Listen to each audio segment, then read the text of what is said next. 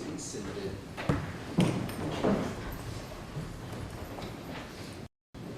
Good morning. At this time, let the record reflect, we're taking up an action that is styled Commonwealth of Kentucky versus Brooks William Houck. It's 23 CR 309.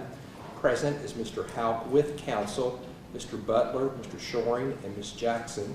Also present on behalf of the Commonwealth is Mr. Young, Ms. Young, and Mr. Lasowski. This matter is before the court today in regard to a motion to consolidate. I have reviewed all memorandums in regard to this prior to today's hearing. On behalf of the Commonwealth, are you all going to submit any evidence today or just argument? Judge, we're just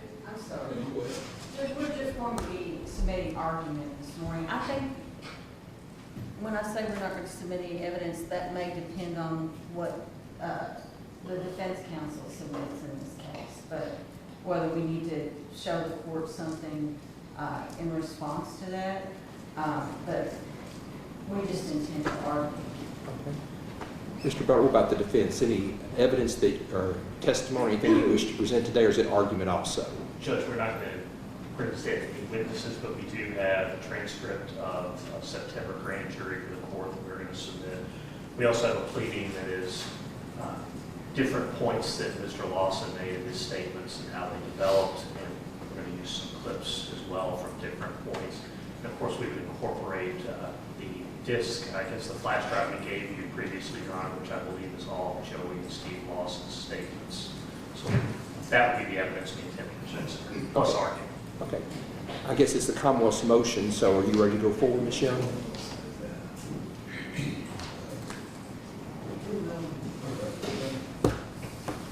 Yes, sir. Okay, proceed when you're ready. Judge, I'm just going to address a few points regarding Joinder first, and I would like to have reserve some time for us to address whatever the defendant is going to bring up in his evidence that he's going to present and in his argument. But as far as Joinder is concerned, there's some general principles regarding that, and I think the court is very familiar with it. But I wanted to give the court something that we didn't put in our brief, which is the issues that were raised in Samia.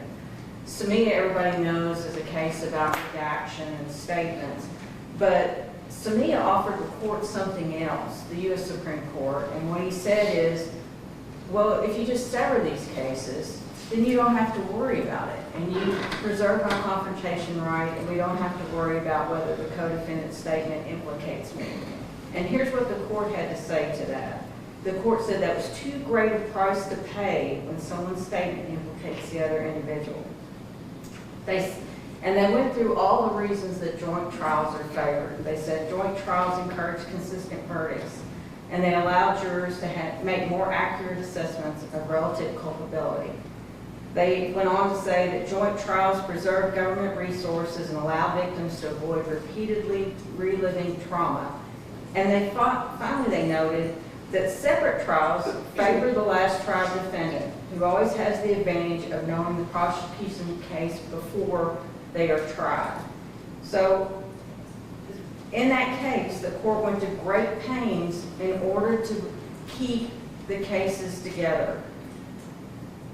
Kentucky also favors joint trials when any of the charges arise from the same set of facts, and that's what's going on here. All the co-defendants are charged out of the same set of facts and the same set of circumstances, the murder of Mr. Rogers. It's not enough for a defendant just to show some prejudice in order to sever the cases.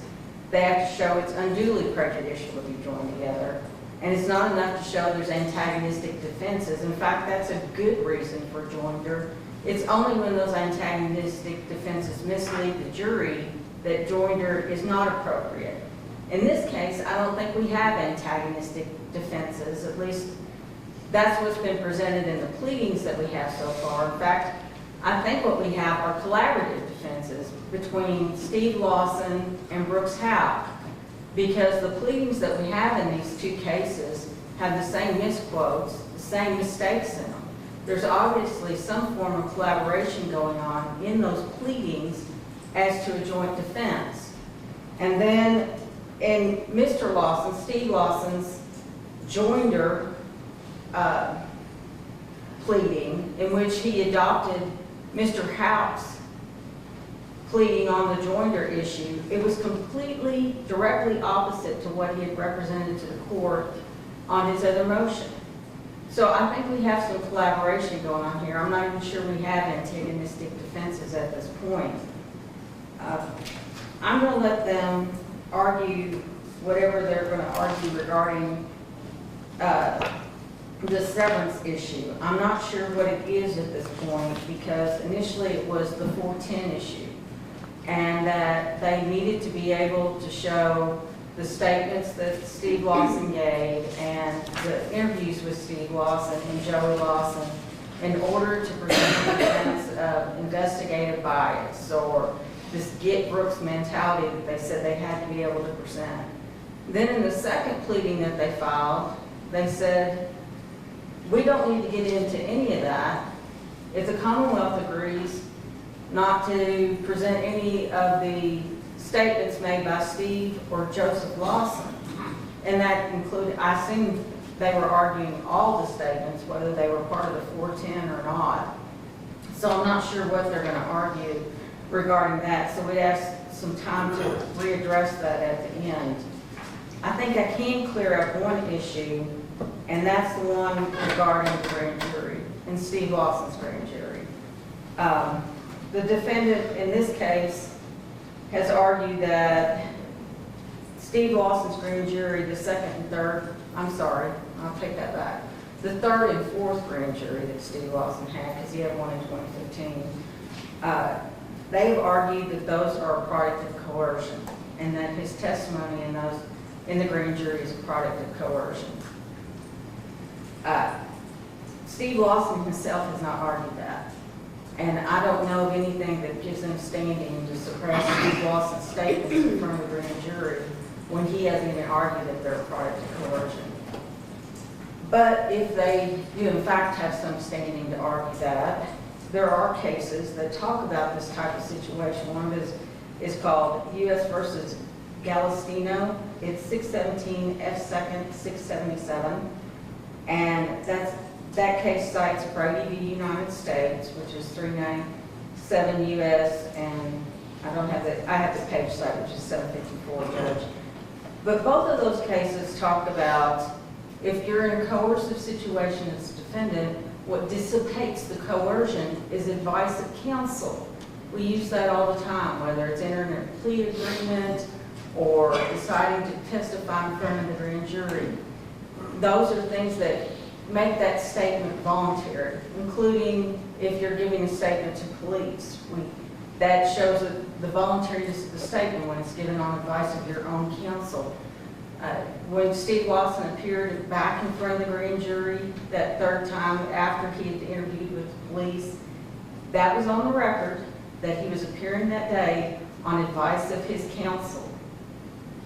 Now, there's something else they've raised as the grand jury that I think we can address and that may help the court with some of the issues they've raised in their pleadings. And one of those is they've argued that we are going to seek to use this redaction in which we put the words other person in Steve Lawson's grand jury for when he refers to Brooks Houck. We have no intention of doing that. Those are testimonial statements.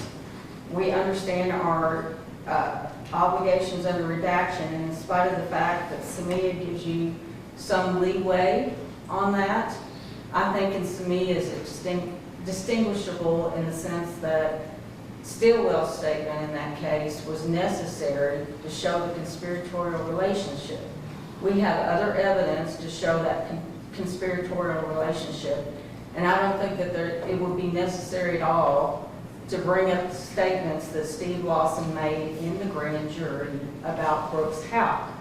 Now, Steve Lawson's statements about himself are coming in that he made in the grand jury.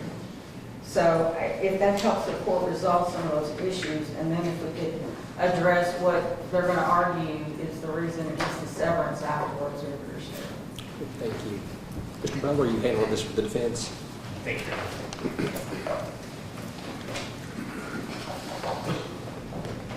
Got a lot of stuff, so give me a second. Sure, take your time.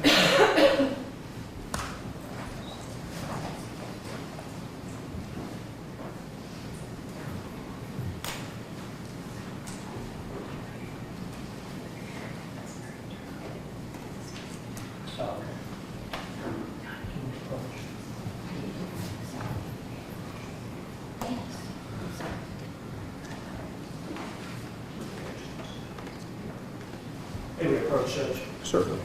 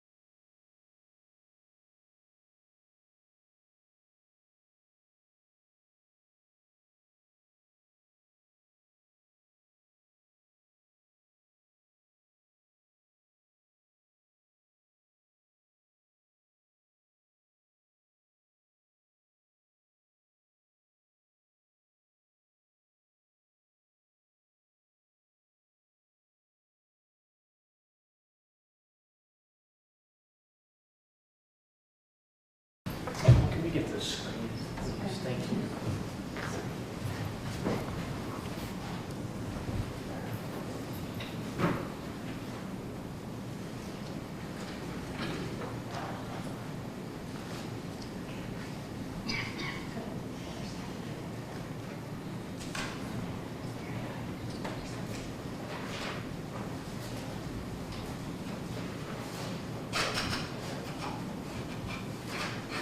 Just to start out, where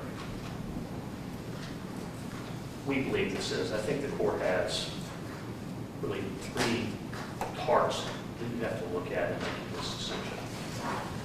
The first part, and Ms. Young addressed it, is outside of the 410 issues, whether this case should be joined or not.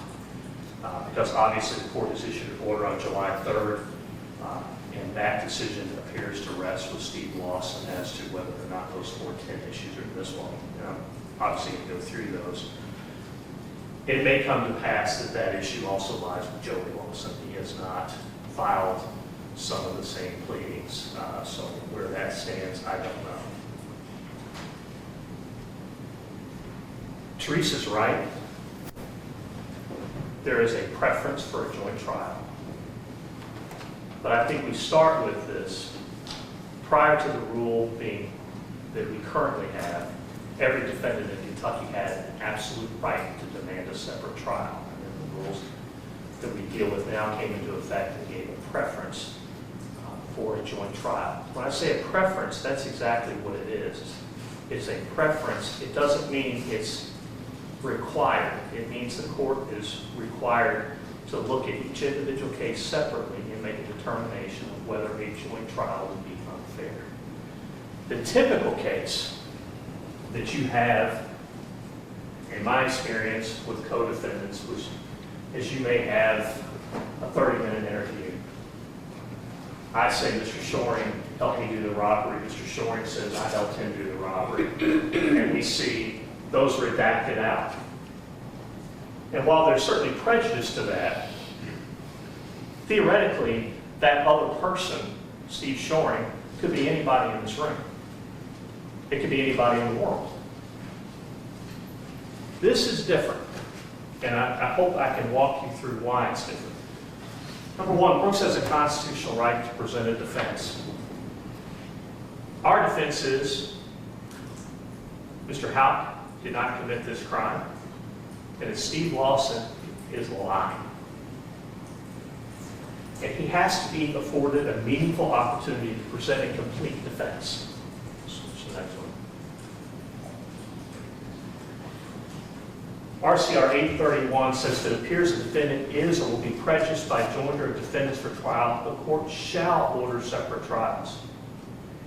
Now, going back to my first point, and that's an important one, while there is a preference, as Ms. Young said, for joint trials, if there's prejudice, the court doesn't have discretion. The rule says that they shall. Next slide, please. This is the state of the law in Kentucky. In a joint trial, the Confrontation Clause ban applies even to hearsay statements offered as evidence against the co-defendant declarant himself. If the declarant does not testify, and if the statement either expressly or by immediate implication tends to incriminate another defendant. Again, coming back to the first point I made, in my example, what we typically see, where I say to get out of trouble, Mr. Shorey and I did the robbery, it's all his idea. And he says, to try to get out of trouble, well, I was there, but Mr. Butler, he's the one that came up with this idea. It could be anybody. In this case, as we're going to show you, there's no way that any of this can be redacted without incriminating him. And if Steve Lawson doesn't testify, we lose our Confrontation Clause rights to cross-examine him. That's why we even referenced in our brief that if the court was going to otherwise join these cases, we even had a discussion with him about whether it was better to waive his Confrontation Clause rights or his due process rights. That's how important I think it is in this particular case. Go ahead, please. Here's what we believe we're talking about. So, and I think this court's very aware of this when I go through. You have Steve Lawson, who testifies once or twice in a grand jury back in 2015, 2016. And in those grand juries, I can't remember if it's one or two, it doesn't matter. He says, I have no role in this, don't know anything about Mr. House. There's even a FBI sensitive informant here in 2020, and surreptitiously tapes Steve Lawson. And in that, and we'll go through some of that more later, he says, I didn't have anything to do with it. I don't think Brooks Houck had anything to do with this. Fast forward into 2023, when the state government begins a grand jury investigation. His statements change dramatically over time. I think this court in its order from July 3rd actually used the terms wildly inconsistent statements. The September 2023 grand jury is the cleaned up, best Steve Lawson version to help the government. The first point, and we're trying to walk through some of these, Steve and Joey Lawson were with Brooks on a drywall job when Brooks asked him to move Crystal's car. So that's one incriminating point that is brought out of this September 2020. So when do you remember this conversation happening? No. With him? No, I'm never saying Brooks no more. I never even knew that he What was. I'm saying is, Steve, someone you were with Brooks. You Stacey Brooks just after a conversation that you had with Brooks, and asked you what that conversation was about. Okay. Your answer was, I've got to take care of a woman who's addicted to meth. That's 5 kids. I'll be honest, I'm not mistaken, that's what I'm telling you. I think that he said at the bar, I swear I know that.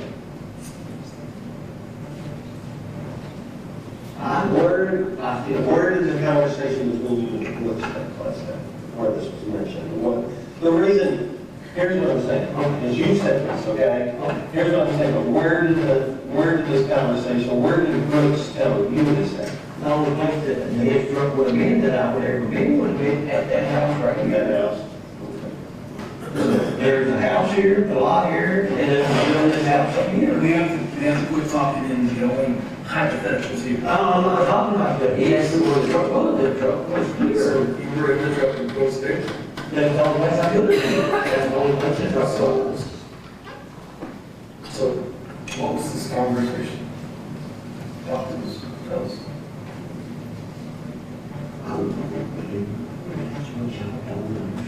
Okay, do you remember telling him that? You remember saying that to someone? I said that at the bottom. Okay, all right. And when? So was this right before, you had to be before then? Was this like the night before, the day of, what? I didn't say The night before? that. This is what I'm going to say. Okay, okay, all right. So you're saying this the night before? We don't say, I mean, we do recall. And that's what I'm trying to say, when y'all said that I got out of the vehicle and said something like that, I never recall ever saying anything like that. When did you say that? And I could have sworn it was at the bar. Okay, so did she ask you there? What you all were talking about? While you were on the couch there, or how did this go?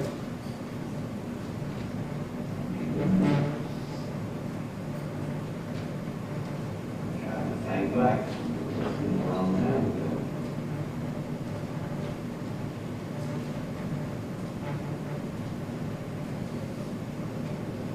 And I still don't remember her against the ball. But somebody that had me, who the hell asked me where I was going, or what I was doing, or what the hell I was talking about, I can't remember.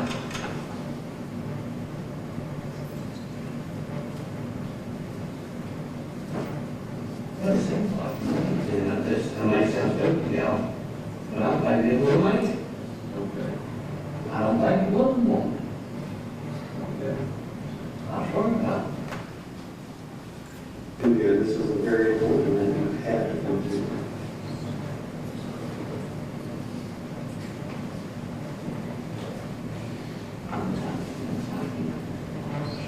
Okay. The more stuff you say, the more truth you give, the more freedom, yes. Yes, correct. The more truth, and it's only like the slate clean, the more your slate's white clean. And this is a gift like I ain't never seen. All right.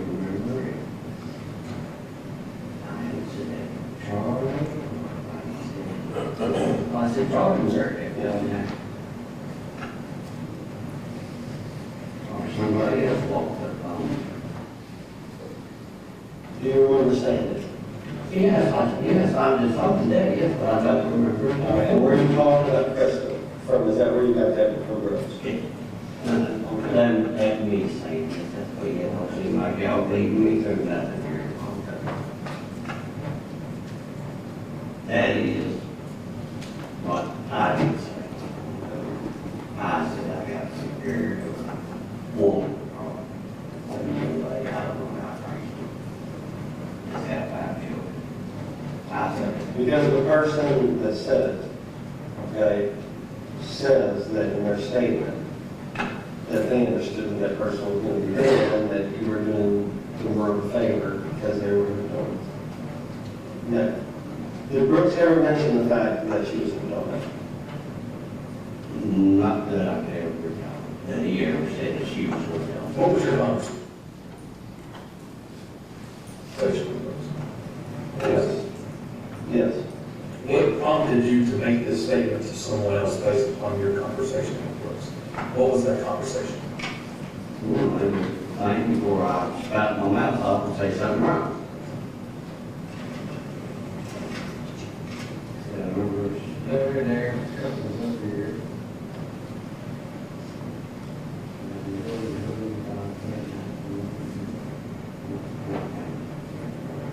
Who's running? I think Joinder was dead, or maybe. Who knows?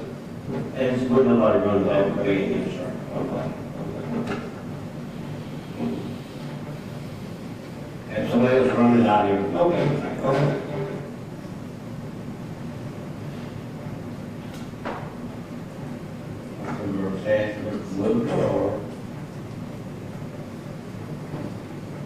I'm liking it was all the same day. I'm not totally in that. But I think it was. Stop for a second. So, that was an interesting clip. If you look at him, when they ask about who was running the Bobcat, he immediately answers, because it's telling the truth. Rest of it, you see, here's what they're trying to do. And again, their motivations, I don't protect it now. But what happens is, in October of 2015, a lady goes to the police department and says that Steve Lawson got out of Brooks Houck's truck and said he had to take care of a lady with 5 kids and methamphetamine. So it wasn't right away. But that's what she says. Now, mind you, there's absolutely no evidence that I've seen in the bazillion pages of discovery that ever indicated this Miss Rogers was on methamphetamine. None whatsoever. They just gloss over that. What they're trying to do is they're trying to get him to corroborate that statement. And as you can see from the very first clip, we'll go through the rest, he has no idea what they're talking about. None whatsoever. And you see they feed the exact thing that this lady says in this October 2015 statement to him. And you see the progression of how ultimately we get to the grand jury where it looks perfect. It fits like a glove. You had a conversation. I mentioned you had a conversation. Okay. From that conversation, you felt the need to tell someone you have to take care of the woman who didn't have that 5 kids. Okay. But so, but this is where you're at a crossroads. Okay. This is the stuff that's hard for you to hear come out of your own mouth. I get it. Okay. But this you can't tell me. I'm not calling you a liar or nothing. Okay. But you can't tell me that you remember telling somebody about the conversation, yet you don't remember the conversation. It doesn't work for me. Okay? So what I'm saying is, you need to think, whatever it is, that's fine. But we need the details of this conversation. Okay? This is what I'm asking you is, what was the conversation between you and Bruce? What was it? I don't, but this is facts, and I don't ever remember him saying nothing about it. Maybe I'll throw that in there. I don't know. No, that's a fact. So tell us about this conversation. What was the conversation? You were there. You know. What was the conversation? Well, like I said, we were sitting in the truck here.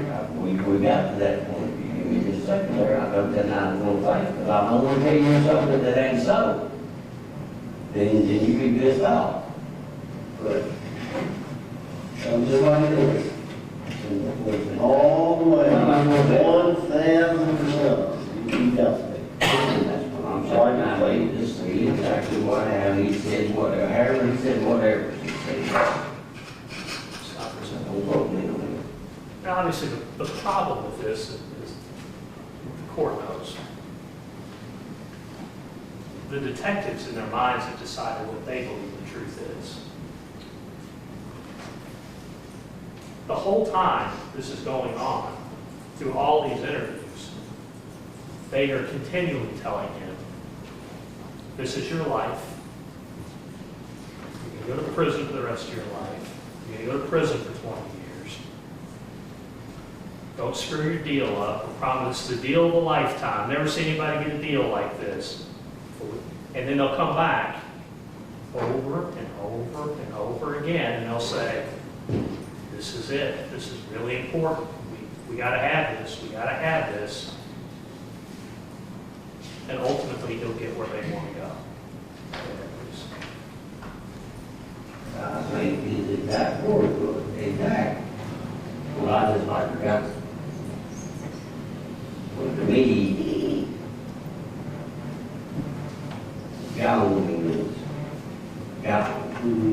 That don't mean, you know, I'm gonna force you, you're gonna go your way, and I'm gonna go my way. That don't mean that way. Yes. And I'm pretty sure it means the same thing, yeah, correct? We're saying dead, They didn't say anything, no. but is that what you're? That's why I'm saying. Let's just talk. Yeah. Let's quit, let's just talk. Yeah, that's what I'm saying, that, to me, out of the picture, that's the best word I can use. I don't really know how to help you with that, you know, I have to, the next night, I have to reach him out. So I'm stopping it. What did he ask me? Basically, could you move a car if I need you to move a car? So that means, to this is my opinion, it ain't what he says, it's my opinion. That basically he was, I don't know, he said personally, we're gonna do something, he needs the vehicle. Well, you know it does. Yeah, but that's what I'm saying, Okay. you know, with, But you just said you didn't have that kind of reach or have that kind of connections. What would prompt you to say that? What did he say that would prompt you to think or say that you don't have that kind of reach? well, when you tell me you want to go, I mean, why are you telling me this? Why are you telling me? I ain't got that kind of reach. Or maybe you just, maybe, or maybe he, oh, maybe this is a good man set up for a whole bucket head. Y'all evidently have something on y'all mind that I've got there doing something else. No, there's something there that we're, and we're missing some steps from the car from there. That is major, and you're going around, you're missing very little. This is what I'm trying to tell you. Stop, well, if you don't stop cutting me off, I'll never tell you. You know, it can't go so fast. I got a stupid question. That's not a stupid question. Y'all may not be. No questions in here, stupid. Y'all This is the rest of your life. might not be able to utility. I want $30,000 for my campaign. If y'all got me a $1,000. This is everything that. And I'm not here for this. I'm just one deal. That's not very strong. Where's he going?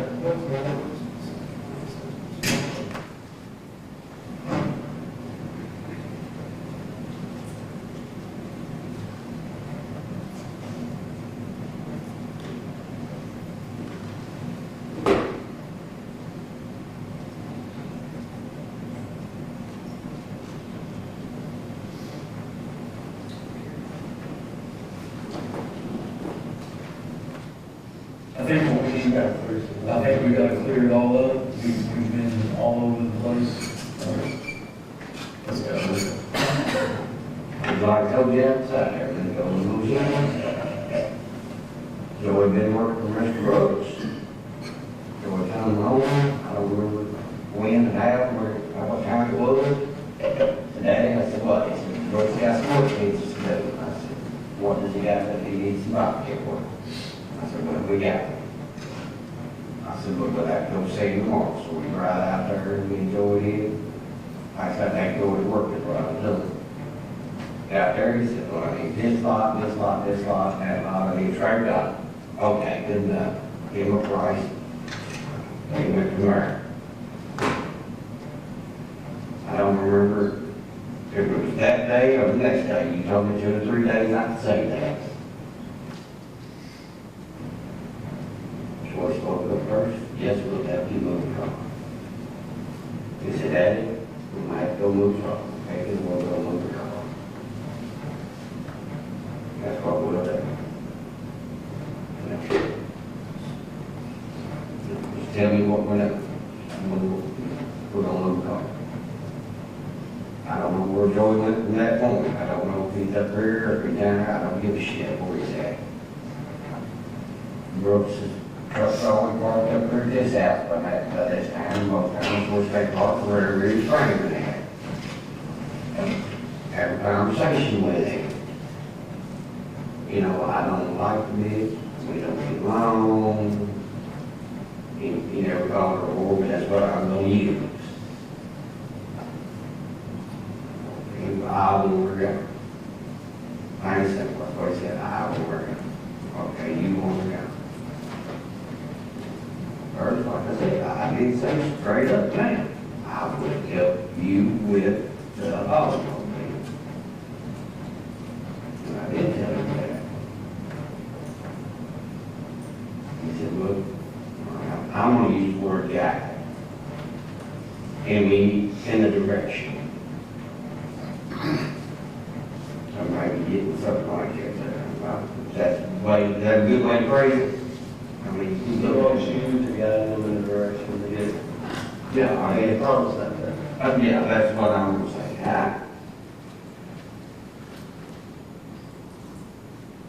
We say, well, exactly how do you need it right? How do we try to get it perfect?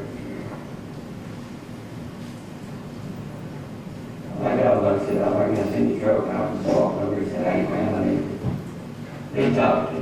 I said, oh, okay, what's going on? I'm pretty sure he said that, but I'm not sure. I think so.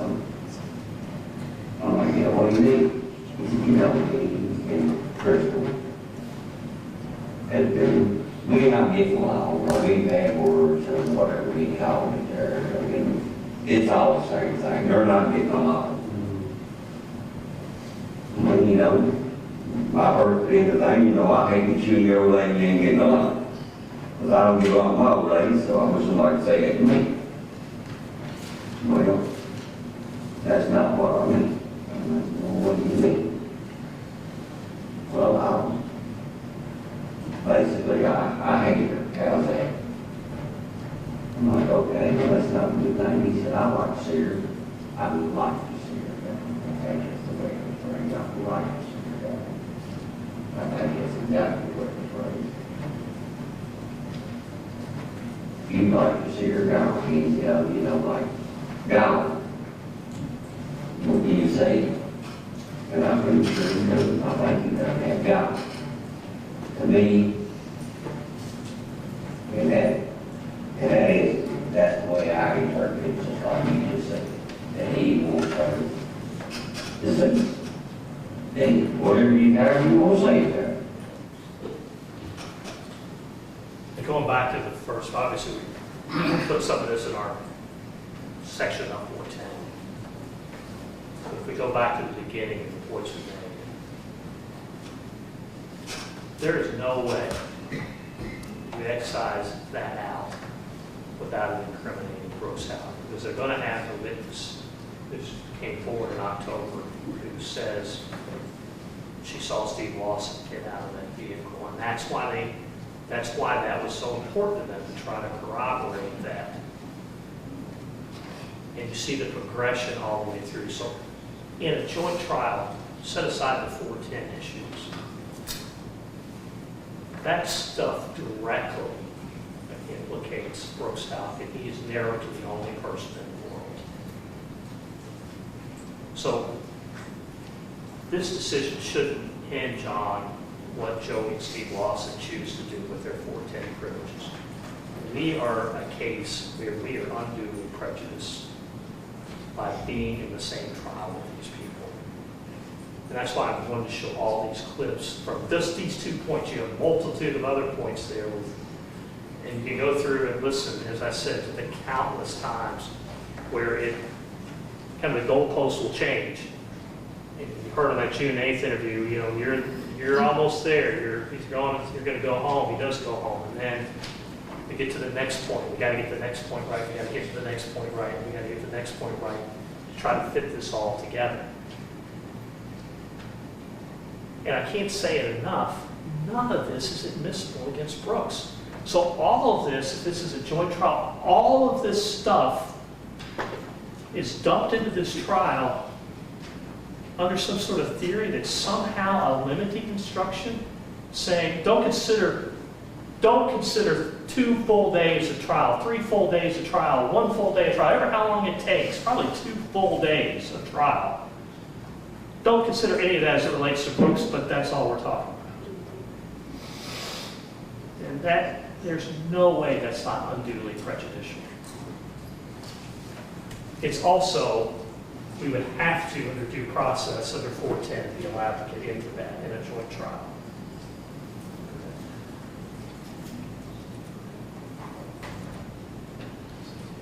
And then there's the question of Joey Lawson. We've spent most of our briefs, most of the government's briefs, and our discussions have been about Steve Lawson.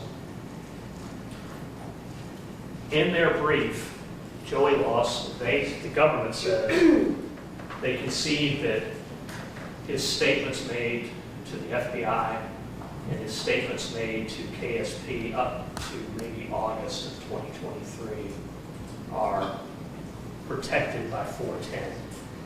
But there is a statement that they specifically mention in their brief that is not protected by 410, which certainly incriminating things are made. We don't know what their position is going to be. Now, if anything comes in from Joey Lawson from that August 2023, or if the court were to join these cases and Steve Lawson's statements are coming in, how can we not be allowed to play this, which you would have a protection for? Go ahead. All right. You are in 2 separate cars in this town. You rode there again. You're in 2 separate cars. Okay? One of them is the car Steve's operating, and one of them is Christopher Roberts' car. Okay? Now, I don't want you to think that this makes guilt or anything like that, okay? I really am trying to help. I hope you can see this now. Okay, and I hope you can see that I'm not the answer. Okay, all right. Then,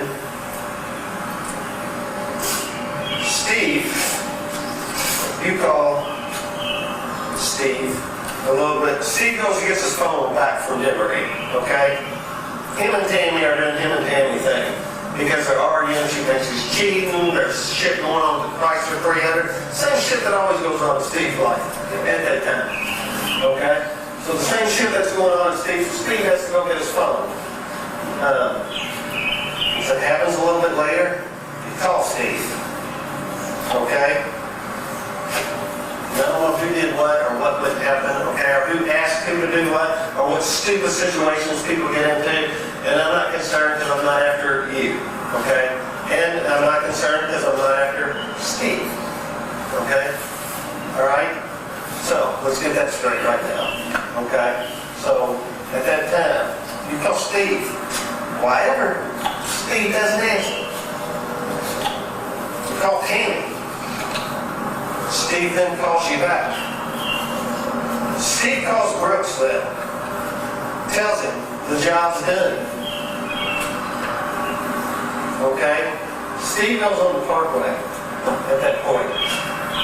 Okay? Steve goes to the turnaround. It's raining. He goes to the turnaround. Right past where her car was parked on the parkway. 14-mile marker, it's going toward Hardin County from Bardstown. Okay? Steve. Yes. It's going toward Hardin County, okay? So Steve goes past her car. He comes back up the turnaround. Okay? He goes back up the turnaround. He parks. Going back toward Bardstown. Car's on that side. Her car's on the other side going toward Hardin County. Okay? Her car's on the other side going toward Hardin County.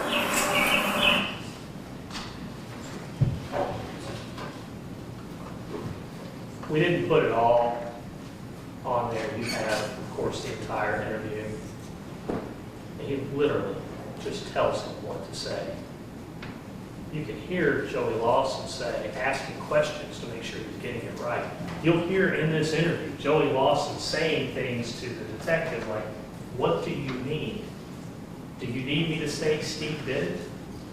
I don't know what Steve did, but if you need me to say, that's fine. I'll take your offer. I'm not trying to go to jail or prison. What am I supposed to tell you? That Steve moved the car? Question.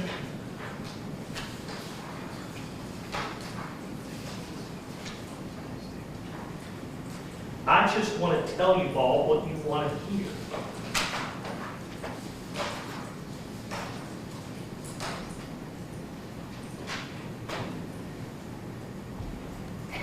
In this August 28th interview, the one that the government doesn't concede is inadmissible, the detective literally says on a recording, whether you killed her or not wouldn't be our concern.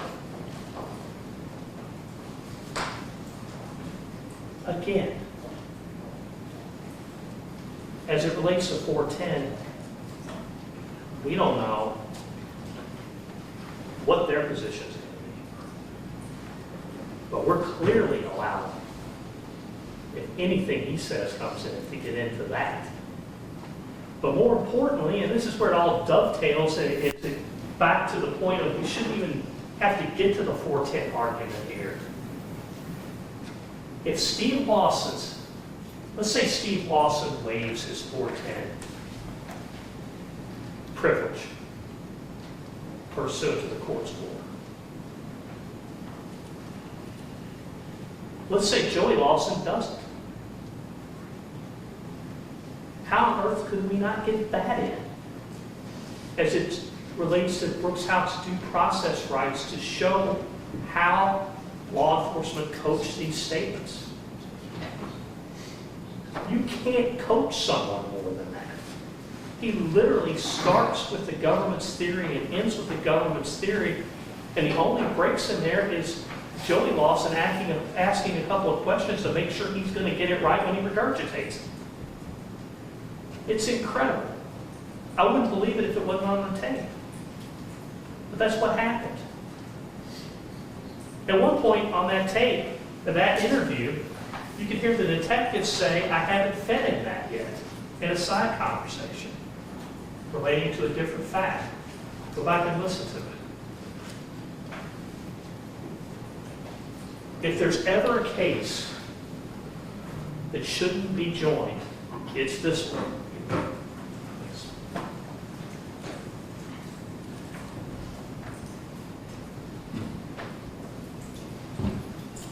Cross-examination directed toward revealing possible biases, prejudices, or alternative motives is a proper and important function of the constitutionally protected right to cross-examination. Area 104 says everyone has the right of a party to introduce before the jury evidence relevant to the weight of credibility, including evidence of bias and See, okay, but this is the problem, and so, I promise you, listen. we have you, brother, I got you, okay? I'm not gonna put them in a place, I got you, okay? I mean, But this is common, okay. Put yourself in mind, this is common sense, what this phone call is. okay, I'm just gonna all right. We need the specifics and the truth, okay? I mean, we have that, this is part of it. okay, All right, all right. listen to you. All right, this is part of it. It's part of what you want. This is part of it. I want you to have a good life, man. I don't want to burn you. I don't want to expose you. I promise you, that's what you told me, and I'm. But we have to have the truth on that. I do believe you, you tell me that. All right, so I don't have to you tell me that, it was a fact. we have to have the truth of this conversation. Honestly, I don't know if you would get enough, tell me, no, I don't know. And the Brooks, you know, I'm telling you,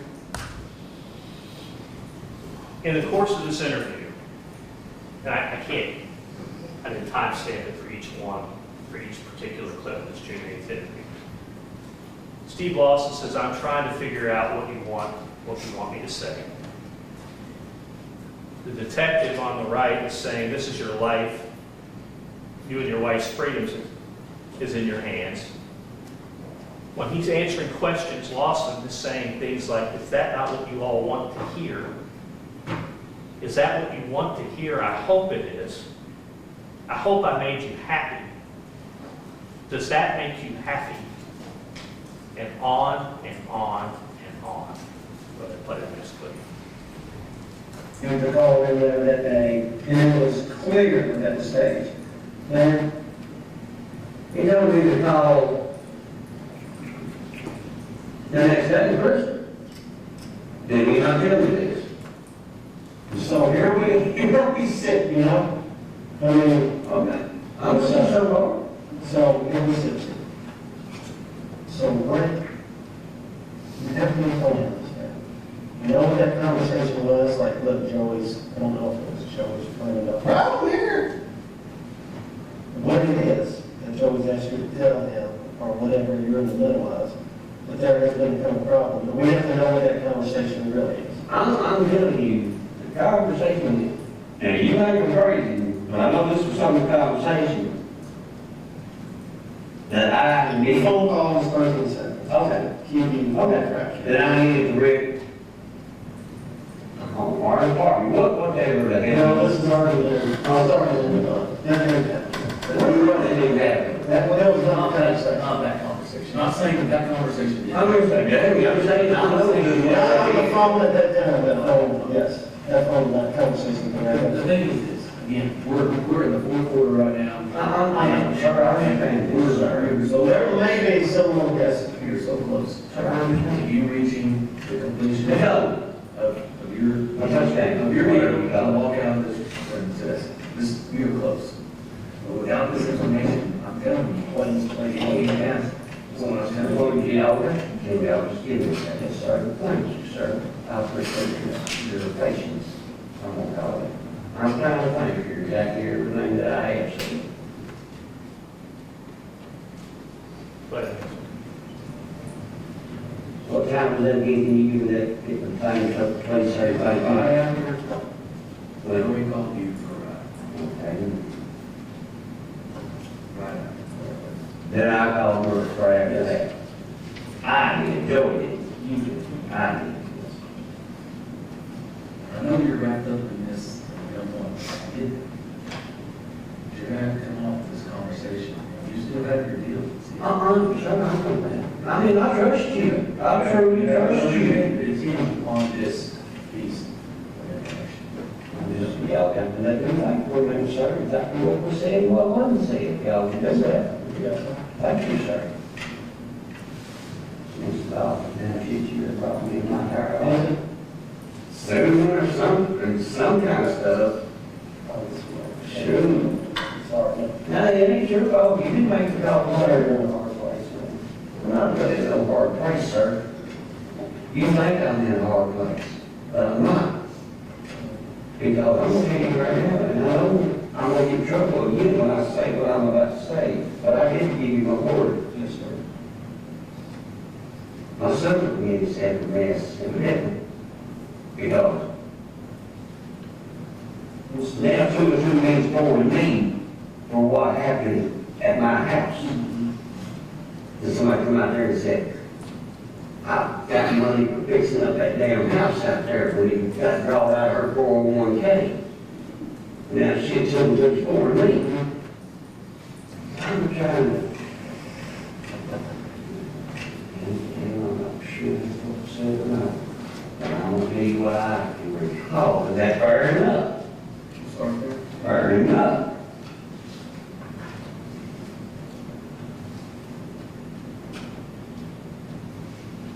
And did I got him? Or did I was done? Now, they don't take long to say that, sir. What did you mean by that?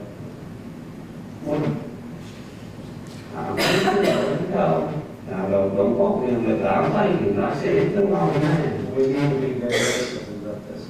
This is playing out your mind, and we got. No, actually, Because you've been asked this before. You know what I'm saying? And we had to come up with a reason. So this has been played out like, I don't, all of these things. I think that's exactly what he was saying. What did that mean to you? I don't know, my son asked me to do something, most of the time I done it. Well, I don't know if y'all do house kids. Joey asked you to call Steve, or asked you to come, I'm sorry. Joey asked you to call Brooks. For sure. And say what, the job's done? Or I got it, or got it, whatever. It's just got It's good as he is. Can we think, I mean, specifics is important. I understand I that. know, but what, to your knowledge, To my knowledge. what did you say in that 13-second conversation? This is the words. Well, I think that's like I'm saying that.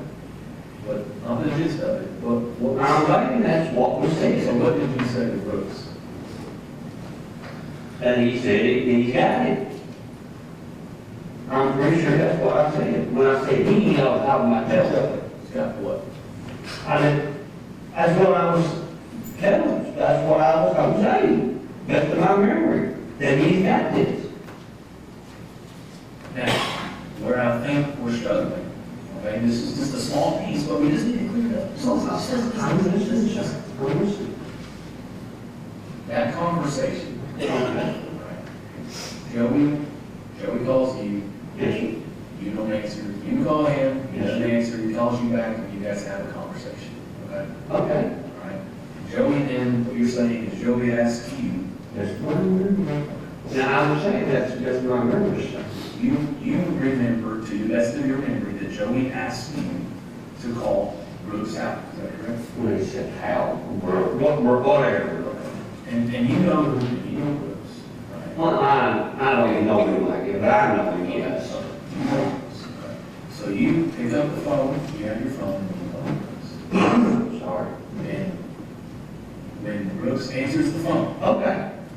to your best memory, Okay. what were the exact words that Joey asked you to say? I'm not telling you, I think that was it, that I've got, that I've done. So the exact words are, he's got the job. And at that point, what do you remember Brooks saying? I don't. You get a phone call from Joey, you miss the phone call, just like you call him back. Okay. Well, I didn't. What does Joey say? How you get him? I told you that. What else? You told me where he was at. Does he, at the end of the phone call or any other point, does he say something else that costs him? Not that take one time, no.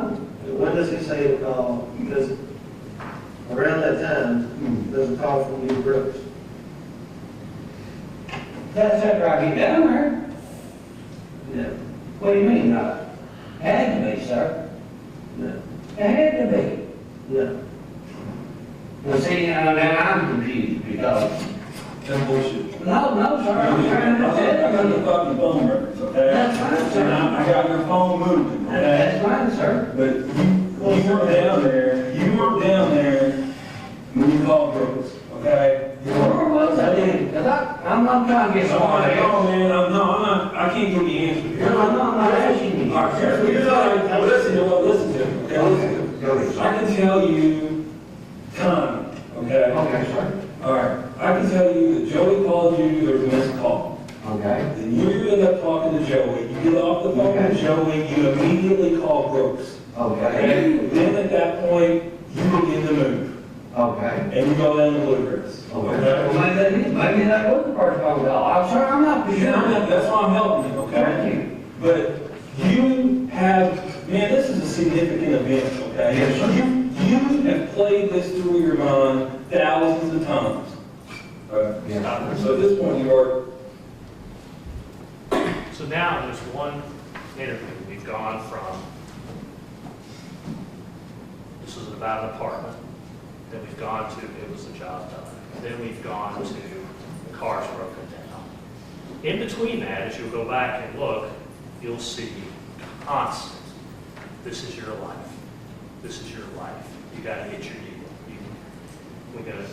We can send you home tonight. They did send you home tonight. constantly throughout this thing. And you'll see, and we try to point out different clips, continued suggesting about what the story was going to be.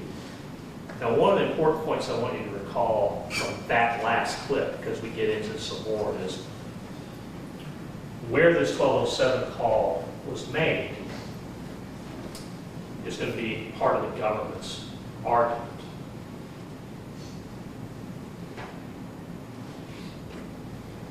We don't believe this call had anything to do with moving Crystal Rogers' car.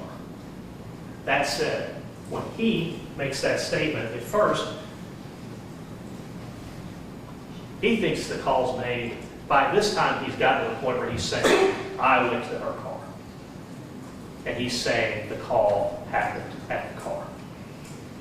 Well, that's not consistent with what I believe the government is going to present in this case. They're going to argue that that call was made in Bardstown.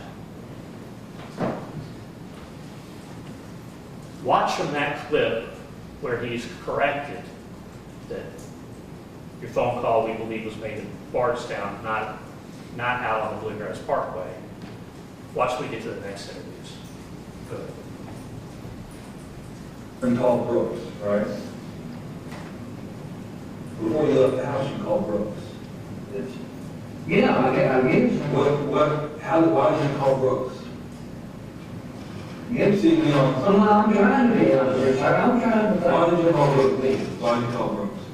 Tell him I was going to pick up Joe, I guess. No, I guess. Why did you? That's why, okay? Is that, All right. is that? So why would you call Brooks? To tell me you were going to pick up Joe. To tell me you're going to pick up Joe. Why would you call Brooks? Be honest, man. Just be honest, man. I'm sitting here trying to think. Okay. Yeah, like you said, why did I call her? I called her because I knew, and I knew. Now, don't give up. All right, Shake your say head. it. Say it. I let you try to involve me in this mess, and of course you already know that. I do know that. Okay. But we need you to tell us how they were involved in this mess. That's what's important. Okay. Like authority, here we go. I know there was something that's very much going to take that far, but I thought he was going to steal it, and that's fine. Okay. You know, I thought we're taking the job was done, you know, it.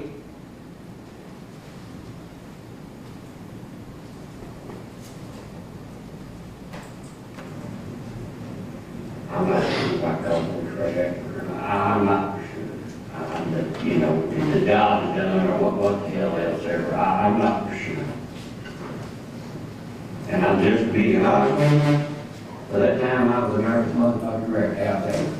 Does that make any sense to y'all? Tell Brooks it's done. I've done just that. Maybe he had to tell Brooks that it's done, to make it so, or what the hell ever. On that one, I truly ain't got no answer for, and I'm sorry. Let's talk about that phone call real quick. Okay. You called Bruce. Okay. What are the exact words that you tell Brooks on that phone? It was what I just told you. The job is done. Okay. And then what is Brooks' response? I'm thinking it was okay. Nothing other than. No, not, fuck you, none of that crap over. But I mean, I don't know if that's helpful to you, I don't know.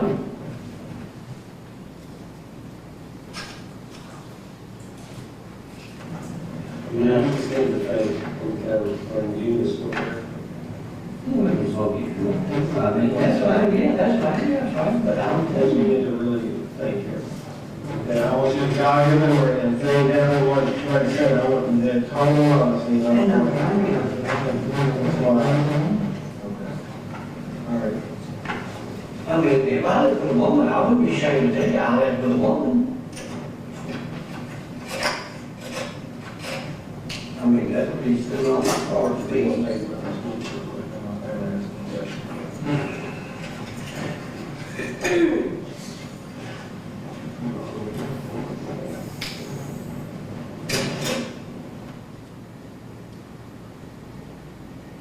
Throughout this, there are multiple unreported those phone breaks. They taped a couple in June. And you'll even see when we get into one of these, they're clearly talking about this. There's some point right around there, you call Brooks. I call Brooks.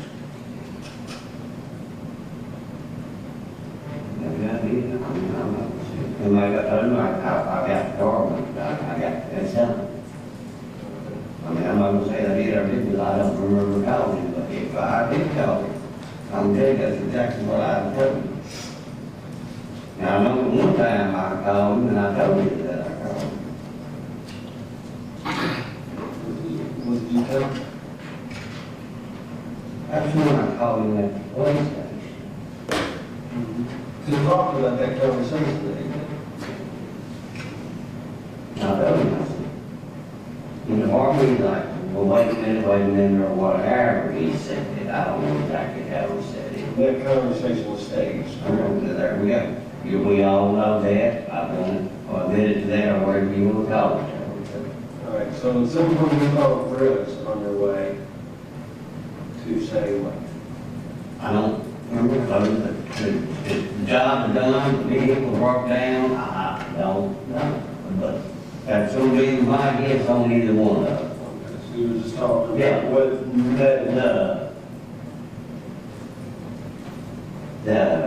what transpired, how that or worked. then later, when did you call Brooks that evening? Is it shortly after? Was it all the way around the parkway or right there?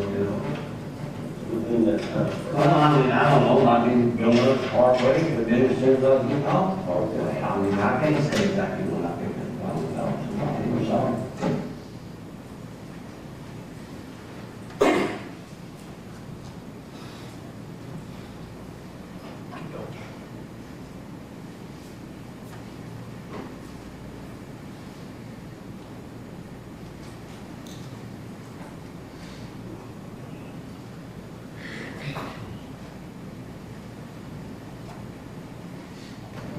And that's what needs to happen, that's all we can ask. So you know that the outside that we weren't really talking about, you know, be specific, we're talking about not omitting stuff.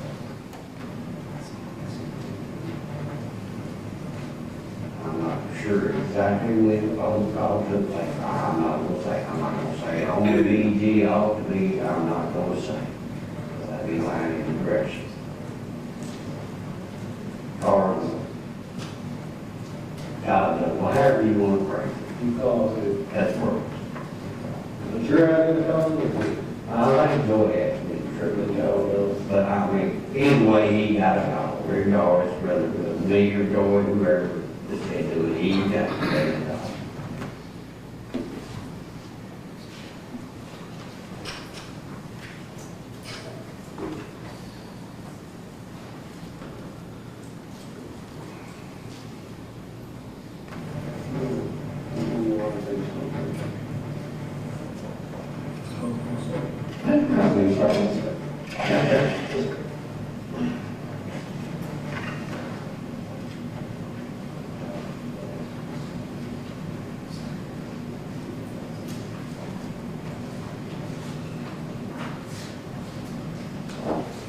Well, now that we're heading up in the phone conversation, we're going over like, you know, we, Yes. and so chronological, we're trying to do things, you know, we kind of skip that, we need to get into And that. I'm gonna go there, and I'm gonna Okay, make so sure. it's shortly after midnight. Okay. Okay. Shortly after midnight, I had a phone call to Brooks, the job was done. Okay. Okay, or whatever, you know, I'm not sure exactly, you know. That pretty much ended that conversation, you know. Throughout these interviews, talk some about promises that were made by law to Steve Lawson. We've seen a lot of suggestions about what he needed to say. There are countless times that Steve Lawson in his interviews said, for example, I put myself on your side of the table. I want to be on your team more than you will ever know. If you will help me out, we will get it right. Boys, I want to be on y'all's team.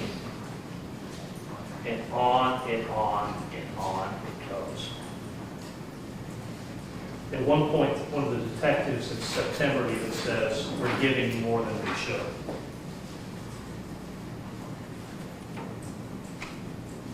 So what this trial becomes, if we do it together, it becomes about hours and hours and hours of Steve Lawson and his inconsistent statements. It becomes hours and hours and hours of us explaining the promises that were made that led him to change his stories. It becomes hours and hours and hours of us pointing out all of the times that Lawson said things like, does that help you? Is that what you want to hear? I want to be on your team. But we loop that back to the very beginning, is none of this is admissible against Brooks Houck. None of it. And it's not admissible against Brooks Houck unless Steve Lawson elects to testify. This case completely changed when they indicted him in December. Well, that's their business. They get to decide who they want to indict. But what happens is, as you can see the progression of these interviews, is he gives them what they want to hear, and they want to hear more because they're going back with other witnesses. Promises are made. He continues to change his stories. And ultimately, in September, as the court is well aware, Brooks is indicted, Joey Lawson's indicted, and Steve Lawson is not indicted. Steve Lawson is not indicted until December, when apparently he essentially makes representations about where they might be able to locate Miss Rogers' body. And that turns into a major event, a major dig, and of course, it's all over, and nothing was found. But as the court has said, he is untruthful beyond a reasonable doubt. There's no way that any defense of Brooks Houck can proceed without getting into all of that. And coming back to one of the points I've said, because I think it's really powerful if someone points it out to you. Watch his reactions during these times. He's making this up. He is genuinely surprised. You can see him taking time to think and trying to make sure he is saying what he needs to say to go on. Now, the government may have a different spin to that. I'm sure they would stand up and they would say, oh, you know, people lie and it takes a long time to get the truth out of people. But if you watch that, an objective person is going to believe he's making this up.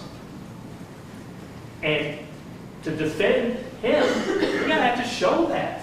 It's not just the typical cross-examination. Did you say the car was red today? Yes, but last time you said it was purple? No. That really is powerful. Go ahead if we can get to the next one.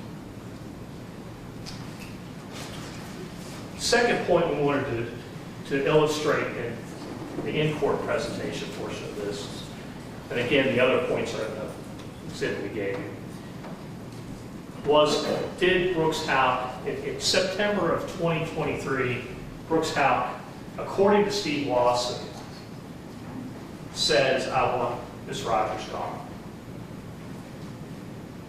Going back to 2020, an FBI confidential informant secretly taped Steve Lawson. Lawson says in that secret recording, I swear I don't think Brooks had anything to do with it. In a second recording with this confidential informant in 2020, Steve Lawson said, I don't think Brooks had anything to do with it. Next slide.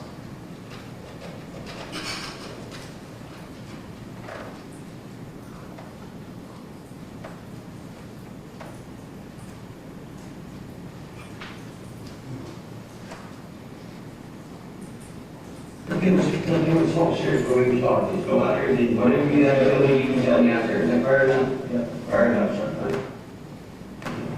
Hey,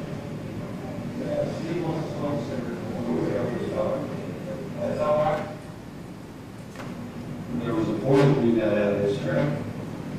Okay? And I mean, Are you sure about this? yes, I'm sure.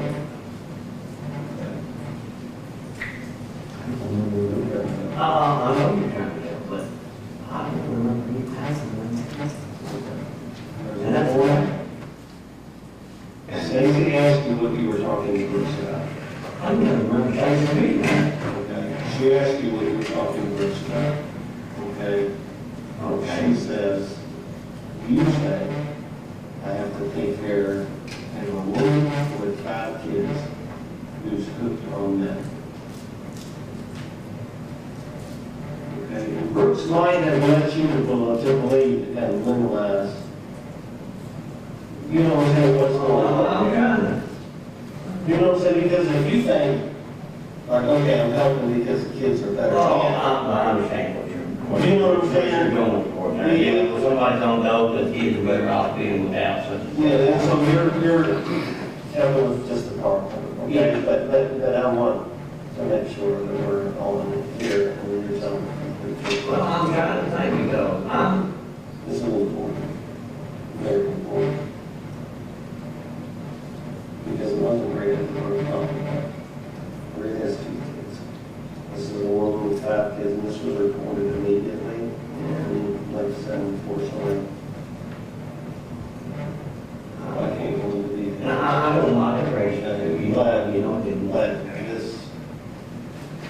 No, no, you don't mean. This is where you're at the crossroads. This is where you're going to have to come clean with this. Well, I'm trying to think if I said that right. You don't want to say it, said it. No, correct. I'm going to tell the truth. But I don't want, I want you to. You don't want to minimize it, but you don't want to say, yeah, I said this if I didn't say it either. That's right. You're exactly right. There you go, then that is. Correct, but remember, Yes. remember, we know more than what we. Stop for a second. Let's ask it. How could you possibly defend this case without showing that clip? You can see on his face, he doesn't have any idea what they're talking about. And they can make a different argument, but I believe any objective person watching that, he clearly has no idea what they're talking about. And then they know better than this. They say it in their interviews. We're not supposed to feed you stuff. They know better than this. My guess is there's so much pressure to solve the case. They want to solve it so bad, in their mind they're doing the right thing. But what they did is not right. And they're telling him what he's supposed to say. And you can see he's looking at him like, there's no way to defend Brooks Houck without showing that clip. And again, we're showing the clip to defend him from something that's not even supposed to be admitted against him. There's no way that's fair. That is beyond unduly prejudicial. Go ahead, please. Be straight up, when you guys come over to I'm just trying to remember if I did say that. Correct. And any remember this conversation going in a different location? But That is where me and you. 23 grand jury next week. Another point is that Brooks told Steve Lawson while they were talking in his work truck that he wanted Crystal gone. Obviously, very incriminating statement if taken on its at face value. The alleged movements of Steve and Joey on the night of July 3rd is another point that's discussed in Steve Lawson's grand jury testimony. The purpose of a 12:07 a.m. call was for Steve Lawson to tell Brooks that the car had been moved. As the court is aware, at 12:07 a.m., Steve Lawson called Brooks Houck on the morning of July 4th. Brooks told Steve to say that the 12:07 a.m. call was about rental property. And finally, from our perspective, the main points of Mr. Lawson's September grand jury testimony. As Brooks promised Steve all future drywall jobs in exchange for moving Miss Rogers' car. Go ahead.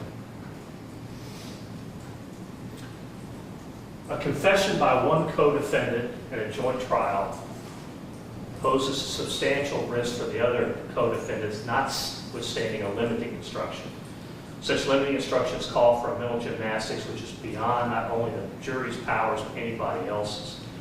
And we gave details about this Taylor case in our brief.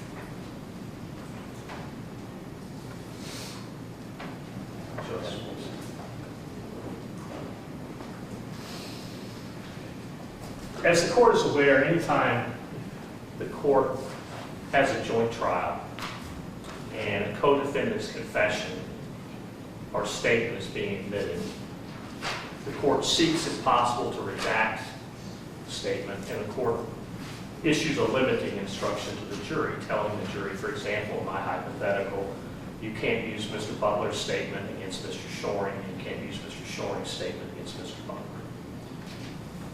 Co-defendant confessions are so prejudicial that limiting instructions often don't work. Richardson versus Marks, there's an overwhelming probability of jurors' inability to follow the instructions to disregard a co-defendant's confessions. I thought this was an interesting point, and it was in the Commonwealth's brief. So in the Commonwealth's brief to the court, and Ms. Young mentioned this,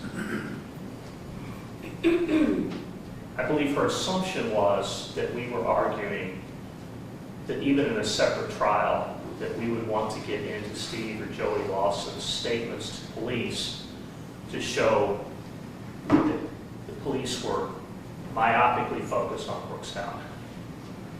That's not our position. We don't believe that we should be in a joint trial with them, and we don't believe anything they say should come into a separate trial for Brookstown. In her brief, or the Commonwealth's brief, they're addressing not exactly what my point is here. What they're addressing is, if we had a trial, a joint trial, and Steve Lawson is present in that joint trial, and his statements are protected by 410, the statements to the police. But yet we were getting into those statements to show this bias by law enforcement to get Brooks, to convict Brooks Houck. Then a limiting instruction by the court telling the jury, you can't use Steve Lawson's 410 statements against him as incriminating evidence, but you can use these statements as it may impact Mr. Houck's presumed defense in that scenario, that this is showing that they're focused solely on him. And so what the Commonwealth correctly said in that scenario is, it'd be impossible for a jury to follow such an admonition, because it would be impossible for a jury to listen to all these statements and then do this mental gymnastics like the Taylor case talks about, and say, well, I can use it as it may show that the law enforcement was really focused only on Brooks, but I can't use it because it's incriminating against Steve Lawson, because there's too much of it. There is, I think I'm right about this, I believe there's over 20 hours of interviews just with Steve Lawson beginning in June of 2023, not to speak of 2 FBI undercover recordings, not to speak to an FBI interview, not to speak to prior grand jury once or twice. I think he's been to the grand jury 4 times, Ms. Young said. I think that's right. It's impossible for even 12 people. I don't think you could get 12 lawyers to sit there and try to figure out, okay, I can use it for this, I can't use it for that, when you have that volume of material.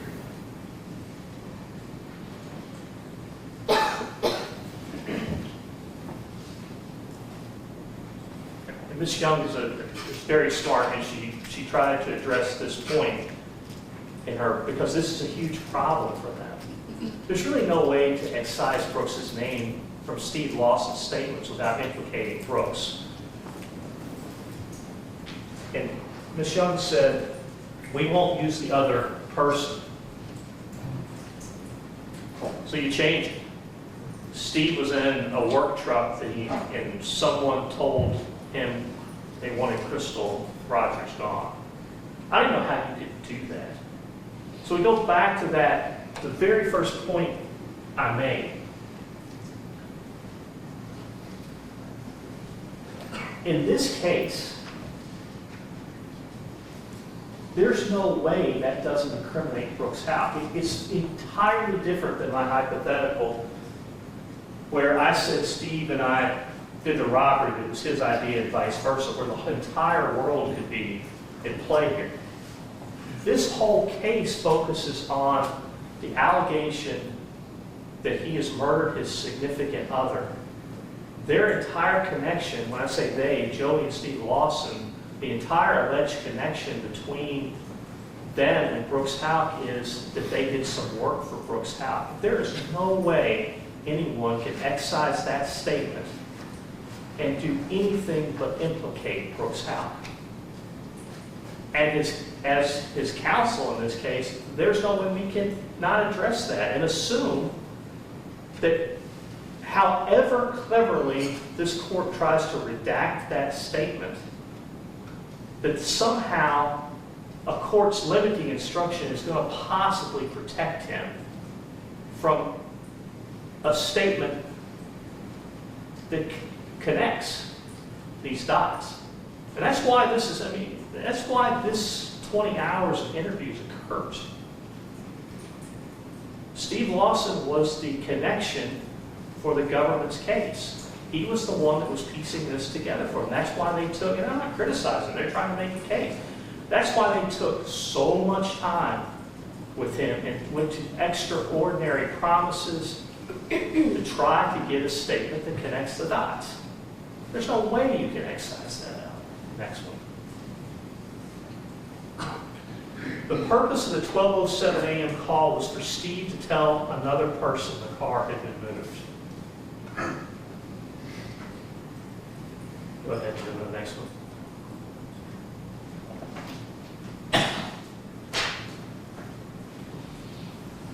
So just, I just go with the number, right? Or check contacts, or however you do it to see who it is, yeah.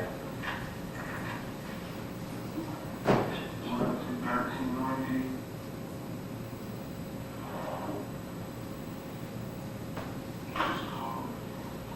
Oh, Steve Lawson. So that's Brooks's interview with Detective Snow of Nelson County Sheriff's Office on July 8, 2015. It is impossible to excise that, knowing they're going to play that, and for it to incriminate anyone with Brooks Houck. There is no, it could be the whole world that he's talking about. There's only one person he's talking about, Brooks Houck. Next slide, please.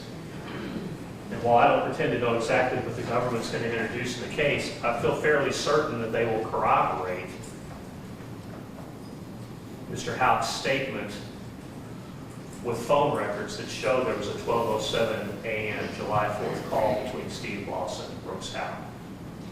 So we have done exactly what Taylor talks about in that case. We have now narrowed it down to there is only one person in the entire world that he is talking about, and it's Brooks Houck. Next slide,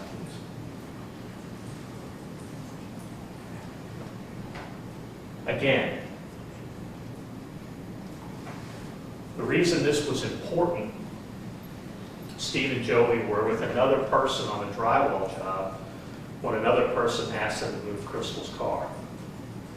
Again, we're down to exactly what Taylor's talking about. This isn't a typical co-defendant case where it could be someone else, because that really is the standard. Can you do this in a way where you remove the implication that it's another defendant? It really is supposed to be able to remove their very existence, because otherwise the Confrontation Clause in the United States is violated. There's no way, given that Steve and Joey Lawson were doing work for Brooks Houck on a drywall job, at the time she disappeared, and Crystal Rogers' significant other at the time was Brooks Houck. There's no way to excise that without implicating him. It can't be done. Next slide. Another person told Steve to say that the 12:07 a.m. call was about rental property. Again, there's only one person that Steve Lawson talked to on the phone on 12:07 a.m. on July 4th, and that's Brooks Houck. Can't be taken out of there without implicating Brooks Houck.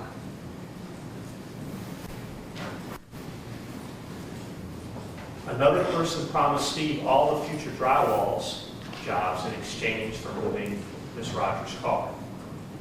Again, we're back to the same thing. That's who he worked for. That's where they talked about allegedly this moving the car and doing something to her. There's no way that doesn't implicate him. It can't be done. Next slide, please. Once it becomes obvious that names have been pruned from the text, the choice of implied identity is narrowed, and that's exactly what I'm talking about. We've narrowed in this case, these are the most important points from Steve Lawson's grand jury testimony in September after 20 hours of investigating and interrogating. There is no way that this could be anybody but Brooks Houck who's incriminated.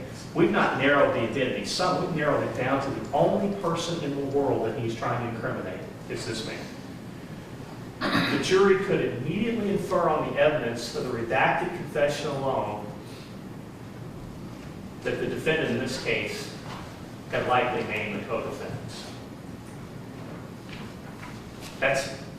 It can't be anybody that Brooks he's talking about.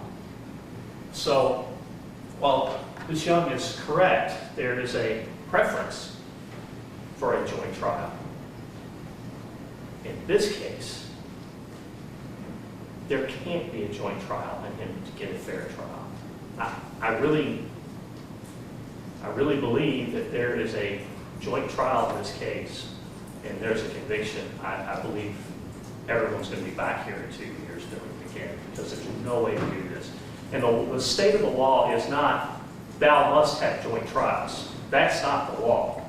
The state of the law is, if he's prejudiced, the court shall order separate trials.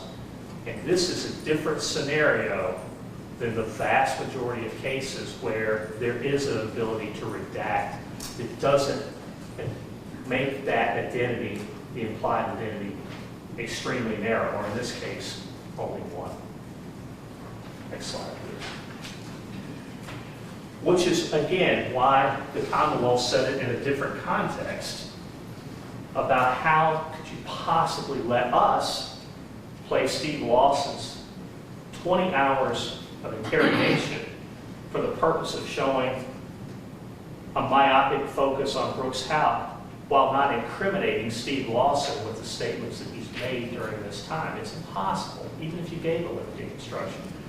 But it's the exact same scenario in our circumstance. How can you possibly play Steve Lawson's grand jury statements, as the court has ruled are admissible against Steve Lawson, and not have that incriminate Brooks Houck, regardless of however clever the court may be in trying to excise his name, change it, put other person, put whatever, it can't happen. It's going to incriminate him, which then forces us to try to explain how these statements came about.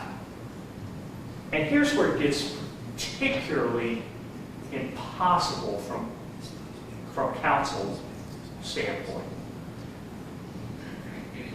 Let's say Steve Lawson decides he wants to waive his 410 protections that the court has found. And let's say the court joins this case. So what's going to happen is chances of Steve Lawson testifying, I think, are slim. It's not my decision, but likely slim. So we would then be forced, knowing, and I don't think anyone can look at those quotes I just said objectively as a lawyer and say that those two directly incriminate Brooks Houck. But rather than getting to cross-examine Steve Lawson about how those statements developed, because if he doesn't testify, we don't get to confront him, we are forced to try to cross-examine police detectives as to how these things developed. That's not what the Confrontation Clause gives us the right to do, to protect him. That's what we'll have to do, and we'll do the best we can. But that is a direct violation of his Sixth Amendment rights. Because we can't, just as they said in a very similar but different context, no one can rely on that limiting instruction. It's impossible that jury's going to follow that. Because this isn't a 20-minute statement. This is 20 hours just with the Kentucky State Police in the summer of 2023, not to speak of all these other statements. Next. Judge, you made a finding that all of the discussion of Steve Lawson's interviews after the 50-55 mark on June 8th, 2023 is inadmissible in your order on July 3rd. Thanks. You made a determination, which I think is really important from counsel's perspective. In this case, you determined that the recordings, which was Steve Lawson's interviews and his grand jury testimony, clearly establish that Lawson provided wildly inconsistent information about matters that are material.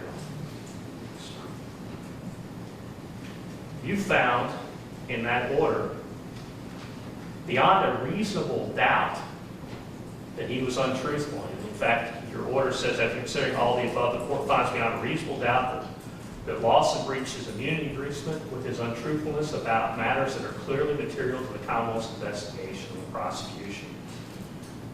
So, kind of flipping back before we get right into this 410 stuff. We have what I believe to be, from the government's perspective, they may say something different. This was the most important witness against Brooks Houck. This is a person that they spent days and hours upon hours upon hours interrogating. Because I believe in their mind, we completely disagree with this, but I believe in their mind, he connects dots for them. So, in a joint trial,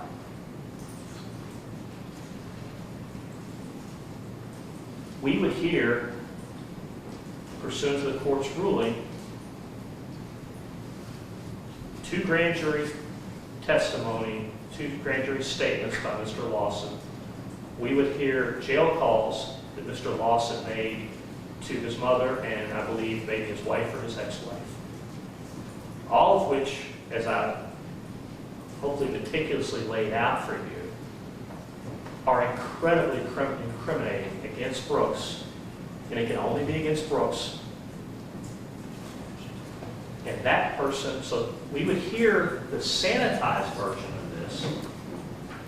The best the government could do with someone who, the one thing I think we all agree on in this today is that he gave wildly inconsistent statements. He has been untruthful beyond a reasonable doubt. And we would be stuck with, because you had the ability, I've had the ability, governments had the ability, they were there to watch this whole train wreck unfold.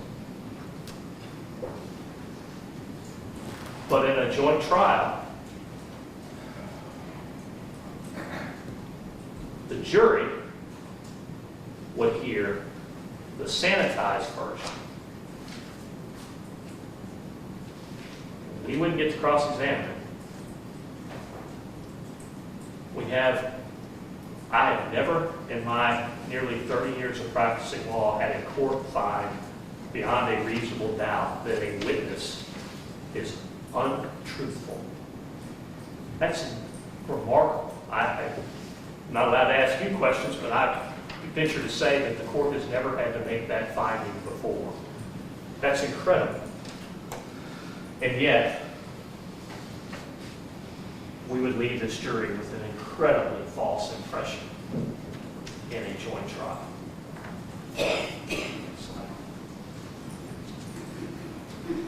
In a joint trial, we have to be able to show a jury how Steve Lawson's statements to law enforcement developed.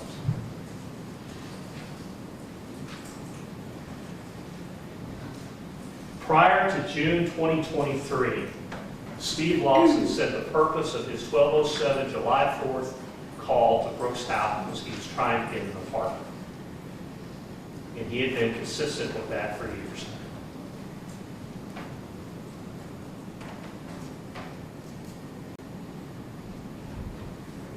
And what we've done before we start, please. So I didn't keep us here for literally half your week. We have edited clips. You'll see breaks in between them. You'll see the timestamps at the bottom. So obviously you have all the interviews we've tendered them. You can go back and watch where it is, but we tried to clip the most important points. We've also, and I'm going to refer to some of this, we haven't put every promise made by the government in there. I'm going to reference some of that as we go. But what we've tried to do on each one of these clips is show the court how we went from this 12:07 a.m. call was about renting an apartment to the ultimate incriminating statement that was made in September. But again, and then the number 2 exhibit that you have up there, Your Honor, is some of the other points in that slide where we went through what we believe the government's 6 important points of the September grand jury. We broke them down for you on that exhibit so we didn't keep everyone here all day going clip by clip through each point. We're trying to think what we think are the 2 most important points from the government's perspective from that September interview and did the clips. Go ahead, sir.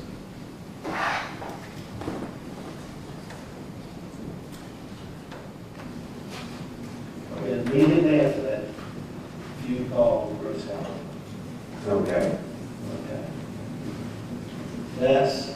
And I told everybody that I told him I got the job done. Hey. I'm talking about whatever you call it, the skid stuff. Stop for a second. Stop for a second, please. Prior to this, Your Honor, as the court probably remembers, Steve Lawson was indicted for tampering with physical evidence. This is the day he was arrested. Prior to us getting into this,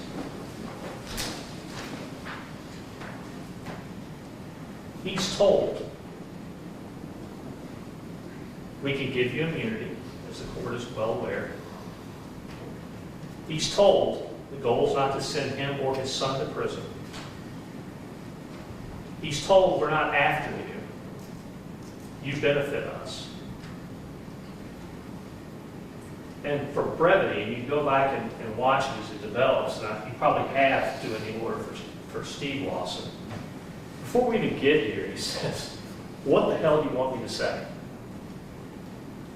What the hell do you want me to say? Now, how on earth can we defend Brooks Houck against these statements without being able to say he got arrested, he went into custody, and when he was told he could go home, the first thing he says is, what the hell do you want me to say? Because he literally would say anything to go home, and he did go home. Go ahead, Sandy. I am telling you right now, I'm listening to you right now, sir. that you have something that's going on there. Okay? Okay. What? That wasn't the conversation we had with Brooks Houck. Well, you really wasn't the conversation. That's not the conversation. Okay, if Joey asks you to call Brooks and tell me something. Wait a minute, no, anything. Yes. Big I hole. don't care because this is, listen. I'm listening to you, sir. We know, like I said, we are giving you your son. The same thing we're giving you. Okay? I'll listen to you. Listen. In the course of this interview, again, they're promising him immunity and going home from jail that day. They're promising his son immunity to him. They have also arrested his wife at the time. They're telling him that she can go home. There is, absent physical force, there is no more coercive tactics that you can use than that. Now, that's just a fact. The jury can draw a conclusion about what the motivation was for the officers to do that, whether they believe they were doing the right thing to try to solve a crime, or whether they were under so much pressure that they felt they had to solve a crime. I'm not them. But that's all on tape. And Brooks Houck didn't create that. That's how this stuff develops. And for him not to be able to get into that completely violates his due process and his confrontation clause rights. But to go back before we hit the next clip, none of this stuff should come into a trial of Brooks Houck. None of it. None of this stuff comes in if he is by himself. We're not talking about what Steve Lawson said in September. We're not talking about jail calls that Steve Lawson made. We're not talking about what the detectives are promising. We're not talking about the detectives putting words in his mouth, because it doesn't matter. But we are doing all of this in a joint trial because there's no way that we can let that September stuff come in. There's no way we can let those jail calls come in without diving in literally to all of it. And it's not, this is, and I want you to, I'm going to point this out because you just saw it, and it took me a while watching this to really pick up on it. This isn't just going to have to be us trying to cross-examine one or both of these detectives about his changing stories. We got to play this because you can see in his face he doesn't know the answers. He is making this stuff up. And he's looking to them, and over time they are feeding him this stuff. And they catch themselves even. They know they're not supposed to do that. It's countless times that they say, we can't give you all the answers. Then they turn around and give him the answers. But you can see it in his face and his reactions. By the next one. I'm not looking right. Joey is out on the carpet by her car. For her car. Somewhere in that vicinity. Right there. Okay, he's right there. Okay. Okay. He's out. Okay. He calls you, you call him back. Calls you. You call the man who was last with her right then. Do you? Prejudice. Everything in these interviews, from the promises of immunity to the this is your life, this is your, we'll give the same offer to your son, we'll give the same offer to your dad, we'll give the offer to the wife, you can go home tonight if you just got to say this. All of that is, it's about, Davis versus Alaska is just about the fact that you can introduce the fact someone was on probation because they might want to curry favor with the government. I mean, that's somewhat speculative because there was no direct promise. And here, there are direct promises over and over and over again. So there's the carrot, and then right after the detectives are there with the stake, you're going to go to prison for 20 years. You're going to go, this is the rest of your life. Your family's going to go to prison.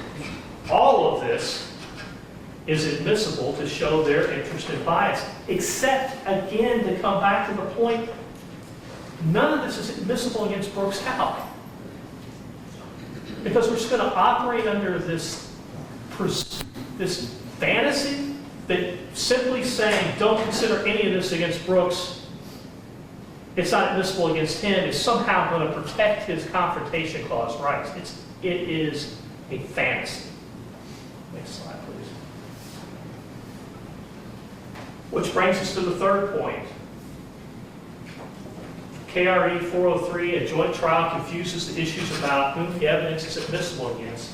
It needlessly lengthens Brooks' trial and denies him due process. Just think about, I've been talking maybe an hour and a half, and I have just given you short clips from different parts of these interviews. You have a document that breaks into some of these clips on some of these other points, because I didn't want to take up your entire day and the government's entire day. We're talking about 20 hours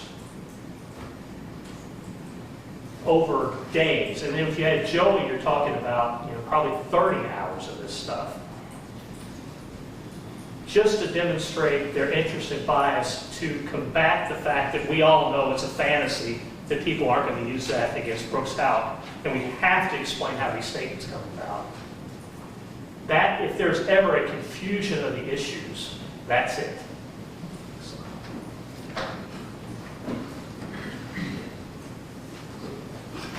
At the end of the day, due process mandates a separate trial, and it really shouldn't rely on whether Steve Lawson wants to waive his evidentiary privileges and Joey Lawson wants to waive their evidentiary privileges, or one or the other.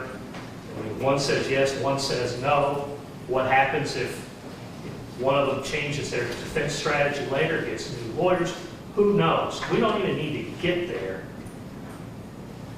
because this is a case that is, and I believe I have firmly demonstrated, that it is unduly prejudicial to Brooks Houck to join these people regardless of this 410 issue. But the 410 issue guarantees this case cannot be tried together.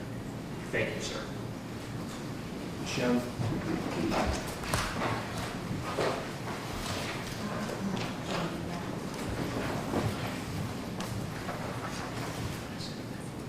Judge, I thought that once they explained their position in this, that I would understand what they were trying to argue, and right now, it's about as clear as mud to me.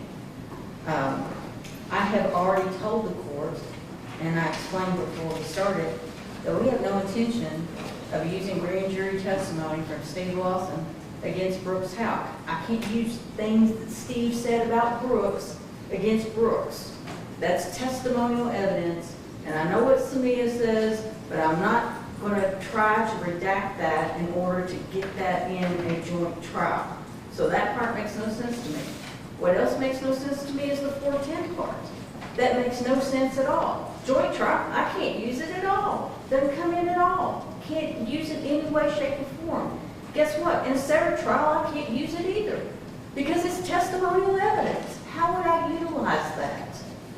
So I don't understand this argument that I've got to be able to show how that developed when it's not even coming in a trial. It doesn't matter what kind of trial we have. It's not coming in unless they want to waive it. And if they waive their privilege under 410, then it's cave bar the door and we can all talk about everything. We can get into every bit of it. And they can waive it standing up in an opening and say, hey, my client was forced to go and say this or had to say this or whatever they want to bring up, and we're all there and we can get into it. But it makes no sense to me why you need a separate trial in order to explain statements that are not coming in against your client. They simply are not going to be utilized. So I guess I don't understand that. I also would like to clarify that on the August 22nd interview and the September 12th interview, Steve Lawson's attorney was present. And part of those big long breaks you see is Steve consulting with his attorney. So I assume if we're going to talk about all the breaks and smoke breaks and stuff, we'll have to bring in other witnesses and talk about what was going on. And that Mr. Lavitz consulting with his client during part of this, and that's why These breaks go on forever. The June breaks are taped because Lawson's in custody. So they taped everything. But after that, he's free to come and go as he pleases. If he wants to go out in the parking lot and smoke a cigarette, that's his choice. One thing I do think that we need to address while we're here, well, there's more than that, but one thing that I do think we need to address is this idea that every statement that Steve and Joseph Lawson ever made cannot come in a separate trial against Brooks Houck. Out-of-court statements play by a whole different set of rules than testimonial statements. They are not the same as testimonial statements. And these two have made plenty of out-of-court statements that incriminate them. That's part of the reason Steve Lawson's getting interviewed that day, is because he's already told people, I got paid $50,000 to move Christopher Rogers' car. He's already in it. So those statements can come in a separate trial, and I'm going to let, or in a joint trial. It does not matter, because those statements, which are made by a co-conspirator, where they're either admitting their own penal conduct, it's a statement against interest, or they talk about a statement in furtherance of conspiracy, as long as it is something that meets a hearsay exception, is going to come in. And if we weren't really thinking we were going to talk about this today, but I think we've gotten there. So if Mr. Lisowski could address that for just a minute, because it goes to the phone calls that they're addressing later. The phone calls at the jail that Steve Lawson makes later on that are not in custody. I'll be brief, Judge. I just followed up on what Ms. Young talked about.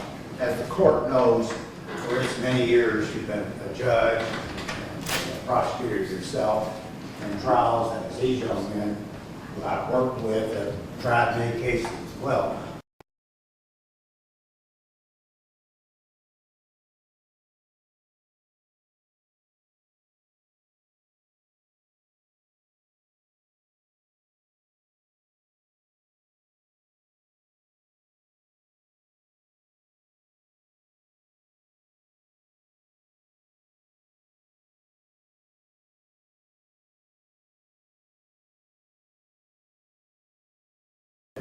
But it was not used in state courts until the Supreme Court here in Kentucky in Fisher v. Commonwealth, which is 620 Southwest 3rd, the murder case. That's Southwest 3rd 1. It was a murder case here in Hardin County. And during the course of the evidence that came into this case, the court permitted conversations that occurred between one of the defendants and an inmate. And in those conversations, that individual not only implicated themselves, but others in the crime. And so the question before the court is, could that evidence, that conversation, which implicated not just one of the defendants, but two of them in the crime, could that come in? One, it's not testimonial, which is what the restrictions that Crawford has put forward. Conversations of this sort are not testimonial. 804B3 under our rules of evidence allows testimony to come in that can implicate not just the person talking, but others that they reference in the crime, if they can show that the conversations they have implicate criminal conduct. And so in that particular case, that person's conversations about their role in the murder and the role others had can come in and implicate and be evidence against not just that defendant, but also the other defendants are referenced.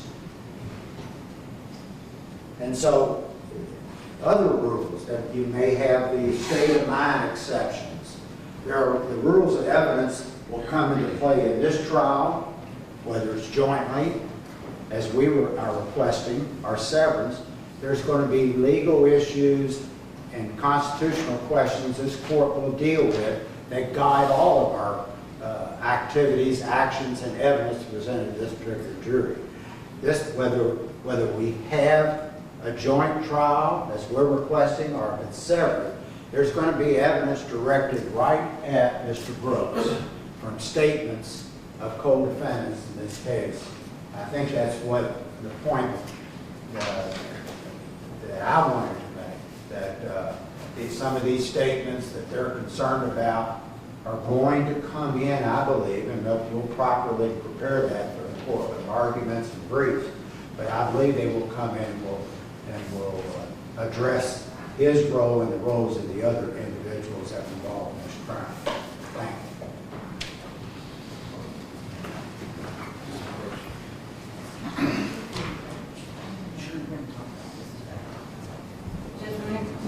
Yes, certainly.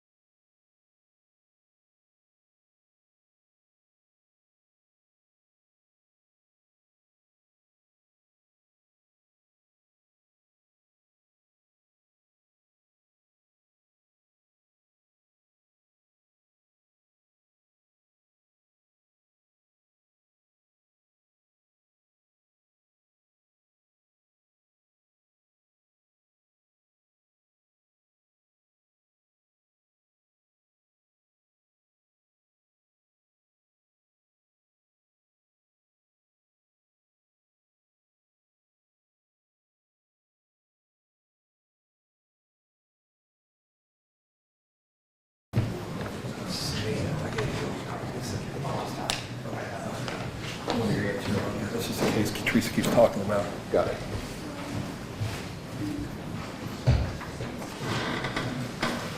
Judge, I promise I'll be brief. To be very clear, our position in response to the government is we do not believe, under any circumstance, that they introduce any portion of either phone calls that Steve Lawson made to his mother, where you have those where he is talking to some extent about some of the things you've heard here today, talking of continuing, we believe, to be hopeful that he's going to get immunity, whether they introduce any portion of these grand juries, the last two, where there are statements that you've seen the end result of. We have, under due process, to get into these other statements. That is unduly prejudicial to us. It confuses the issues, aside from the 410 issue. With the 410 issue, of course, then there's no question that it's a violation of his due process. But it's a violation of his due process because all of this stuff, we cannot rely on a limiting instruction. That's what Taylor says. So it's not as simple as simply saying, well, we're not introducing, that's what's not said there. What they're saying is, well, we're not introducing Steve Lawson's statements against Brooks Houck because the court is going to say, hey, jury, don't worry about it. This is not against Brooks Houck, it's against Steve Lawson. But we have to be able to explain how it got there. That's what this is all about. And there's no way we can get a fair trial with these other two, given what I've showed you. With regard to what Mr. Lisowski said, what the law is yes, whether it's a joint trial or a separate trial, and even in a separate trial, we'll have future litigation about any sort of statement made by a co-conspirator. First of all, you'll have to make a determination of whether or not there was a conspiracy. And obviously the court has already found beyond a reasonable doubt that Steve Lawson is a liar. So that is a question the court is going to have to answer. First threshold is whether there was ever a conspiracy with these people anyway. The second question that the court would have to answer is, was the statement made in furtherance of a conspiracy? So for example, going back to my hypothetical, if I called Steve right now and said, Steve, we're going to go rob the Fifth Third Bank in Louisville when we get home, That's a statement made in furtherance of that conspiracy. If I'm sitting in the police station after Steve and I got caught robbing the Fifth Third Bank, and I say something about, well, it was Steve's idea to rob the Fifth Third Bank, that is not a furtherance of the conspiracy. So, Jim's right, we're gonna have to litigate what statements made before any of these police interrogations may or may not have been in furtherance of the conspiracy. But talking about things after the fact to other people are not made in furtherance of the conspiracy. They're just statements. It's statements made to further the ends of that conspiracy. That potentially, if there was a conspiracy, may be admissible. So they're really separate issues, and one really has nothing to do with the severance issue. Thank you. I appreciate the time. Counsel, I believe, and I'd like to hear, I guess, from Joseph Lawson still hasn't presented his objection to the consolidation motion. I've heard now from Steve Lawson, and I've heard now from Mr. Houck. I believe we have Joey Lawson set for July 18th. Yes. Were they going to address that at that time? Judge, I think we can. I don't think they want, and I'll have to check. I'll get back to you. I don't think they want him present. But their motion, I don't want to speak for them, but their motion is mainly premised on redactions. They want to see the redacted statements before they make their mind up on what they were doing. But we can address that with 118. We can get a date, either do it that day or shortly thereafter, and I'll check with them this week and see and get with your honor and them and figure that out. I certainly think I should take into consideration what that co-defendant has to say also before making a decision on this. So at this time then, pending that hearing, the court will get a decision out as soon as it can after I've had that hearing. All right, anything else we need to take up at today's date? I don't believe so. Just I'm going to go ahead and I'm going to send an email out to all the parties. We've had our assistant go back through and compare what we got from various agencies and what went out, and it looks to be either complete or substantially complete. There may be a few little things, like we send stuff out every once in a while that we find, but she's going back through and comparing file to file. But at the end of that, I'm going to ask everybody to come, to set aside some time to come to the office. I mean, go through it, because I really don't want to end up in a situation where somebody goes, I don't have this. And so we're going to, and it'll be I don't mind the attorneys looking at unredacted stuff. So I just want to make sure, once we get past the severance Joinder issue, and we can all start sitting down and having them come to the office and just compare with what they got with what we have. Because it's really easy to miss something, and I'm just going to be honest with your honors. And I think the defense can tell you, when you open up a file, there'll be 100 sub-files. When you open up a sub-file there'll be another 100 sub-files. So it's just, and it was all intermingled in all three Bardstown cases. So we had to go through each of those sub-files and weed out, or redact. So that would be it. And at the council, when we get finished, I'd like to talk to you on Chambers a little bit about venue for a little bit Yes. today. Yes, sir. Okay, so I'd like to talk to you all privately. All right, that concludes today's hearing, and thank you all.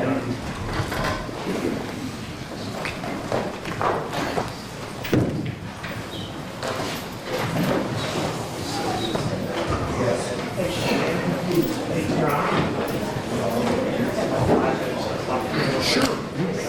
Hey, Kelly, I was trying to get